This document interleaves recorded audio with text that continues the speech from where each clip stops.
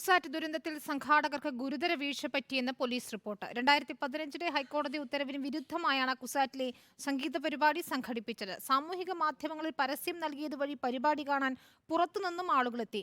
എന്നാൽ ആവശ്യത്തിന് സുരക്ഷാ ഉദ്യോഗസ്ഥരെ നിയോഗിക്കാത്തതും അപകടത്തിന്റെ ആക്കം കൂട്ടിയെന്ന് തൃക്കാക്കര പോലീസ് ഹൈക്കോടതിയിൽ നൽകിയ റിപ്പോർട്ടിൽ പറയുന്നു. സംഘാടനത്തിലെ ജാഗ്രത കുറവാണ് അപകടത്തിലേക്ക് നയിച്ചതെന്നാണ് തൃക്കാക്കര പോലീസിന്റെ റിപ്പോർട്ട്. ബോളിവുഡ് ഗായികയുടെ സംഗീത പരിപാടിയിൽ ഓഡിറ്റോറിയത്തിൽ ഉൾക്കൊള്ളാൻ കഴിയാത്തതിലധികം ആളുകളെ പ്രവേശിക്കാൻ അനുവദിച്ചു. 1000 പേർക്ക് മാത്രം പങ്കെടുക്കാൻ കഴിയുന്ന ഓഡിറ്റോറിയത്തിൽ 4000 പേർ എത്തി. വലിയ പബ്ലിസിറ്റിയാണ് സാമൂഹിക മാധ്യമങ്ങൾ വഴി സംഘാടകർ നൽകിയത്.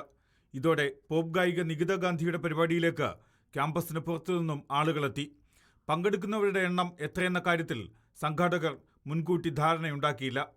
ഓഡിറ്റോറിയത്തിലേക്കുള്ള 2 ഗേറ്റുകളും അടച്ചിട്ടു. പ്രധാന ഗേറ്റ് മാത്രം തുറന്ന് പ്രവേശനം അനുവദിച്ചു. 7 മണിക്കാണ് പരിപാടി നിശ്ചയിച്ചിരുന്നത്. എന്നാൽ നേരത്തെ തന്നെ ഓഡിറ്റോറിയത്തിൽ എല്ലാവർക്കും പ്രവേശനം നൽകി.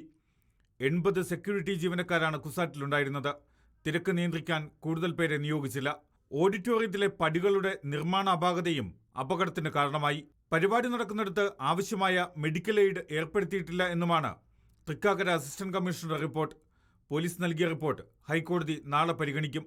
കുസാറ്റ് ദുരന്തത്തിൽ ജുഡീഷ്യൽ അന്വേഷണം ആവശ്യപ്പെട്ട് KSU നൽകിയ ഹർജിയാണ് ഹൈക്കോടതിയുടെ പരിഗണനയിലുള്ളത്. തൃക്കാക്കര പോലീസ് രജിസ്റ്റർ ചെയ്ത കേസിൽ പ്രിൻസിപ്പൽ ചുമതല വഹിച്ച ദീപക് കുമാർ സാഹു, ഗിരീഷ് കുമാർ തമ്പി, ഡോക്ടർ N ബിജു എന്നിവരെ പ്രതിയാക്കിയെന്നും പോലീസ് ഹൈക്കോടതിയിൽ നൽകിയ റിപ്പോർട്ടിൽ പറയുന്നു.